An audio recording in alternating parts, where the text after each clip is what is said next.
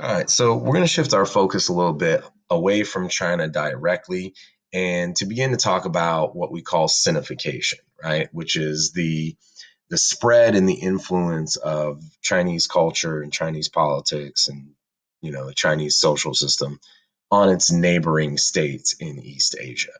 And I mean, this is going to be a trend that we have seen going back to BCE times, that China is the dominant force, especially in East Asia.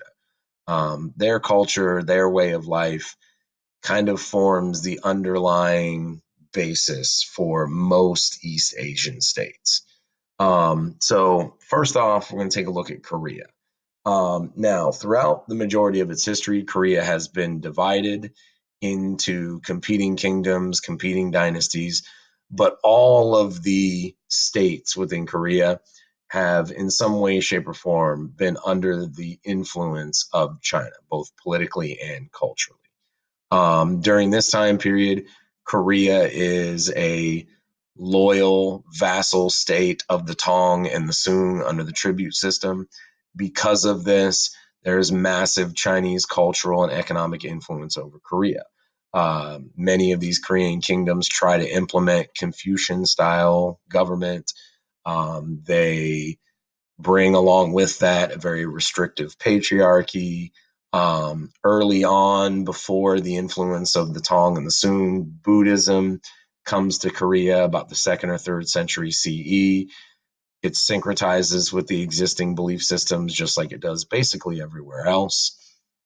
Now, one important thing for Korea, though, is even with its status as a vassal state under the tribute system, they are able to maintain their independence politically.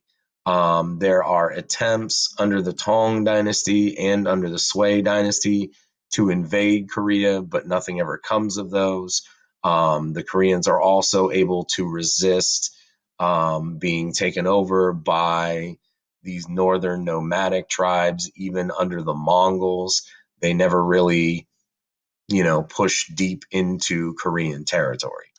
But even with that political independence, Korea is going to remain very dependent upon China, specifically for trade, but also for political recognition. Um, this carries on into modern times. North Korea, even today in 2017, is essentially dependent upon China for all of its trade goods. They are dependent upon China for their political security. Um, Without China, North Korea would probably collapse. So this is going to be a repeating trend throughout Asian history. Now, here's the thing. Just like all of China's neighbors, although they are heavily influenced by Chinese culture and ways of life, they all do maintain some cultural autonomy. They do have their own unique culture. The underlying basis for it may be Chinese, but as with everything, Chinese culture syncretizes with the existing customs and a unique culture develops. In Korea, some aspects of this is they develop a separate alphabet from the Chinese. Again, based on the Chinese model, but it is uniquely Korean. They also resist most of the harshest measures of Confucianism, the idea that women are property of their husbands, so women retain more rights than in China. Foot binding never becomes an aspect of Korean culture. They try to implement Confucian style education systems and exam systems, but it never really takes hold. The aristocracy in Korea, for the most part, rejects the idea that education is the key rather than land, wealth, and where you're born. Right. So this is kind of a breakdown of what the Korean Peninsula looks like during this time period. Again, you have three competing kingdoms, all of which are members of the tribute system, all of which owe their economic growth and their political autonomy pretty much to China. Now, looking south, Vietnam has a much different relationship with China than Korea does. The relationship between China and Vietnam is much more combative. It is a much tenser relationship. And again, that will stay the same throughout Asian history.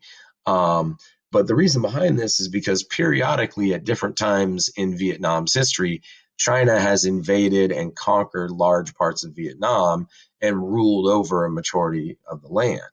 And by doing this, they enforce Chinese values, Chinese styles of government, again, Confucius, the exam system, all of that traditional Chinese way. Um, there are several major rebellions against China in Vietnam's history that are, even to this day, highly celebrated. Eventually, in the 7th century, as the Tang dynasty is nearing its collapse, rebels in Vietnam are able to push the Chinese out and they gain independence from China. From there, the Vietnamese expand even further south. They conquer their neighboring state of Champas, and this establishes the monarchy and what we recognize as the modern state of Vietnam. Now, even as they are fighting, well, not even as they are fighting, but even after they establish political independence from China, just like most of the other states in East Asia, the Vietnamese still depend on China mainly for trade, but also for political influence. They also become a vassal state under the tribute system. Mainly, this is to secure their independence. Um, as long as they keep China happy, there's less chance that the Tong will try to reinvade and reassert their control over Vietnam. So, again, thanks to their close proximity and thanks to their trade interactions with China, they continue to absorb Chinese cultural traditions. Buddhism enters Vietnam through China and through the Indian Ocean Trade Network. It syncretizes and again branches off the same way that Buddhism does in Korea and Japan.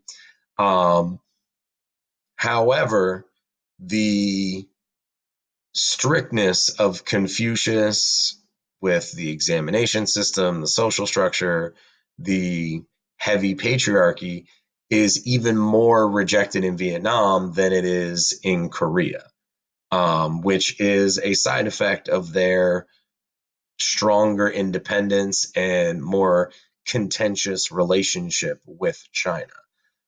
So just like in Korea, they develop a separate Vietnamese alphabet and language. They develop, distinct cultural and social patterns that again reject the influence of China directly.